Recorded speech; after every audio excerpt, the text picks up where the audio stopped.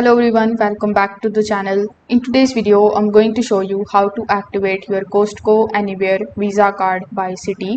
So first of all, you need to start by going to the Citi Costco card activation page. So you can search for online.citi.com/us/nga/activate, or you can directly search for activate Citi card. This way you will be landed here on this page. Now over here you need to enter your Costco Citi card number and then simply hit continue. On the next page you need to simply provide the security code from the back of the card. Then you need to provide your date of birth, the last 4 digits of your social security number in order to verify your identity. So once your details are confirmed, you can just simply select the option of continue setup. Then follow the remaining prompts to finish activating your card and register it for the online access.